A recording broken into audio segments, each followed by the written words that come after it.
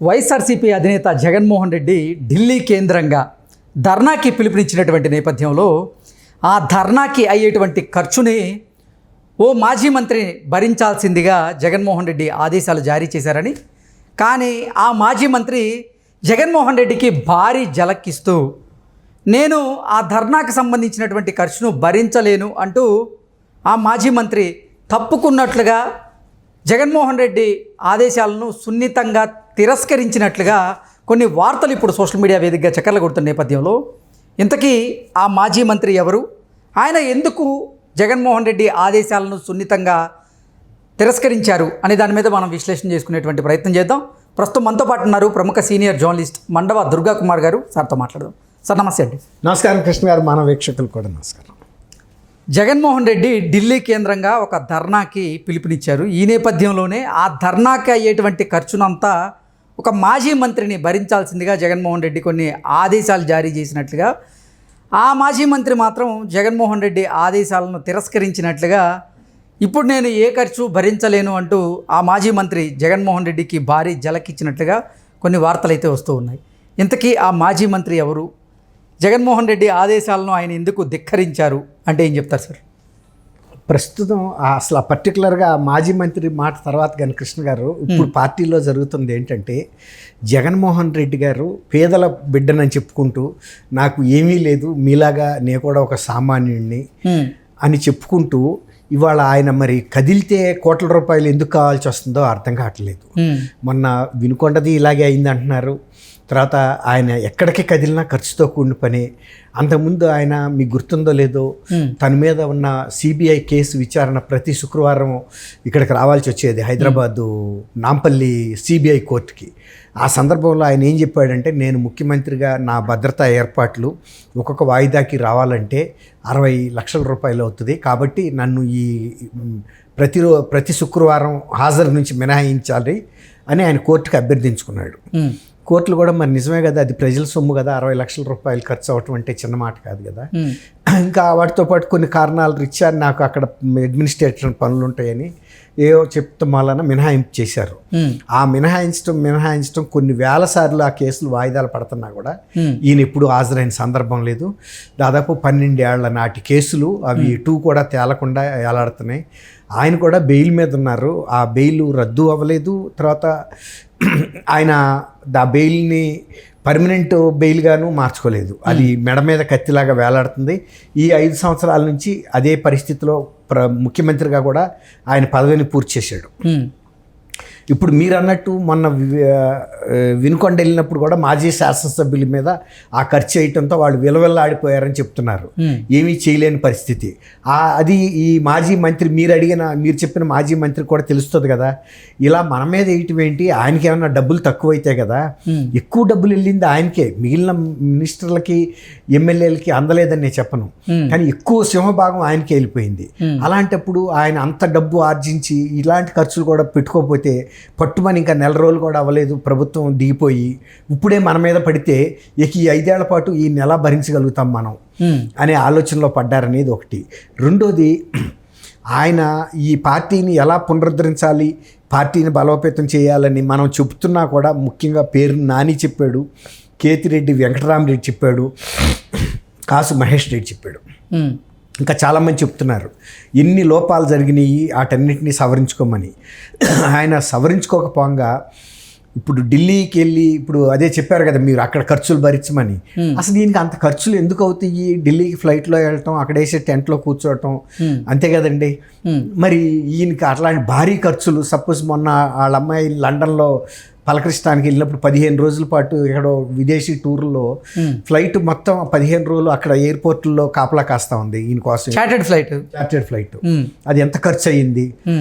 ఇది నీ బేదల ముఖ్యమంత్రి అని చెప్పుకుని ఆయన రెగ్యులర్ ఫ్లైట్లో వెళ్తే ఇంత ఖర్చు ఉండదు కదండి ఫ్లైట్ టికెట్టే. తర్వాత ఇంకోటి ఏంటంటే, ఈయన అక్కడికి వెళ్ళటానికి ముందుగానే సెక్యూరిటీ వాళ్ళు, ఈయన వెళ్ళి బజార్లో జేబులో చేతులు పట్టుకు తిరిగినా అక్కడ ఎవడో పట్టించుకున్నాడు లేడు. అయినా కానీ ఈయన సీఎంఓ ఆఫీస్ నుంచి సెక్యూరిటీ వాళ్ళని ముందు పంపించారు కొన్ని లక్షలు ఖర్చు పెట్టి. ఇవన్నీ ఎందుకు చేస్తున్నాడో అర్థం కాదండి. ఇప్పుడు మీరు అన్నారు అది ఒక నిరసన తెలియటానికి వెళ్ళే ప్రోగ్రామే తప్ప అక్కడేమి పెద్ద ప్రొసెషన్ జులూసులు తీసేది ఏమి ఉండదు. సింపుల్గా ఫ్లైట్లో దిగటం, ఆ నిర్ణీత ప్రదేశానికి వెళ్ళటం, కూర్చోవటం, ఎట్లాగో నిరాధ్యక్ష కాబట్టి వాటర్ బాటిల్సే కదా ఖర్చు. మరి ఈయనకి ఎందుకు ఇంత అంటే మీరన్నట్లుగా ప్రత్యేకమైనటువంటి విమానంలో చార్టెడ్ ఫ్లైట్ బుక్ చేసుకొని వెళ్ళాలి ఇక్కడి నుంచి, మళ్ళీ అక్కడి నుంచి వచ్చేటప్పుడు చార్టెడ్ ఫ్లైట్లో రావాలి, మరి అక్కడ మీడియాకి సంబంధించి అలాగే అక్కడ టెంట్లకు కానీ మిగతా ఆ కార్యక్రమానికి అయ్యేటువంటి ఖర్చు కొంచెం ఎక్కువగా ఉన్న నేపథ్యంలోనే ఆ ఖర్చును భరించాల్సిందిగా ఆయన ఆ సదరు మాజీ మంత్రికి ఆదేశాలు జారీ అందరిని చేశారని. అడుగుతున్నారంట.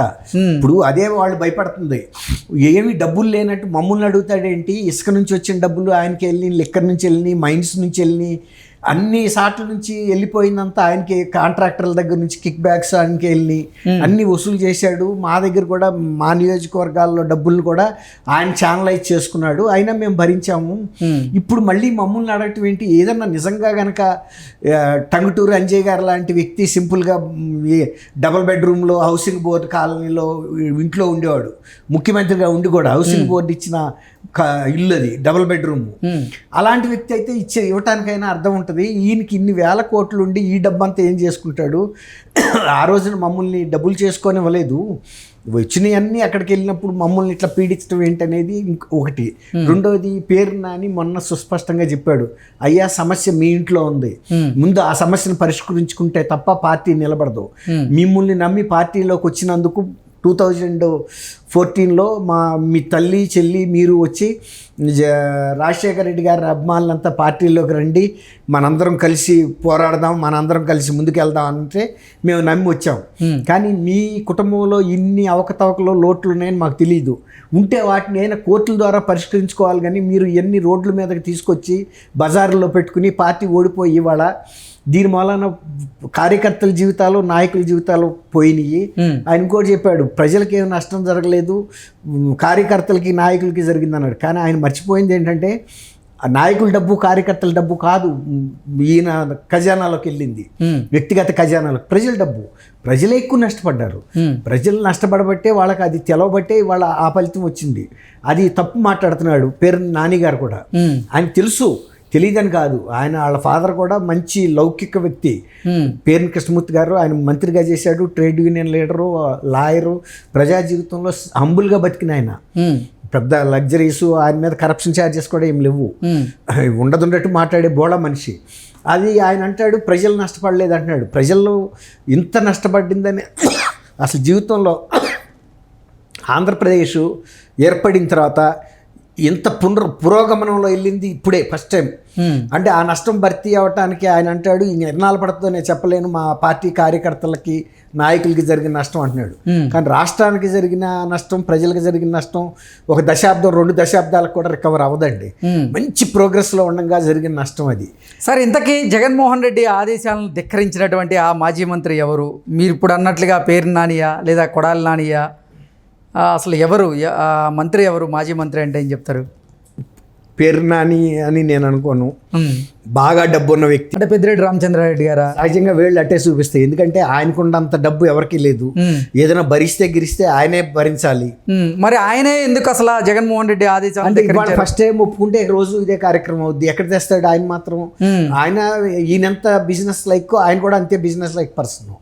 ఎంతైనా సంపాదించినా నాది నేను సంపాదించుకుంటా కానీ నీకెందుకు వాళ్ళని వస్తా కదా.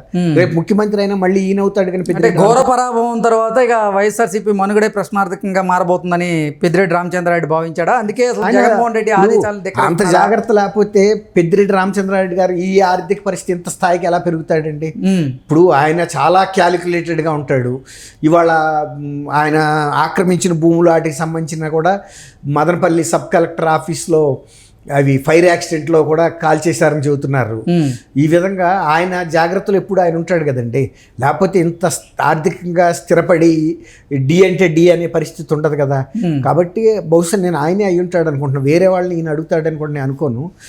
ఇంకోటి ఏంటంటే ఇక్కడ చెప్పుకోదగ్గది, ఇప్పుడు ఆయన చేసే పని మూలన అసలు పార్టీ ఉనికే ప్రమాదంలో పడుతుందని పార్టీ నాయకులు కార్యకర్తలు భయపడుతున్నారు.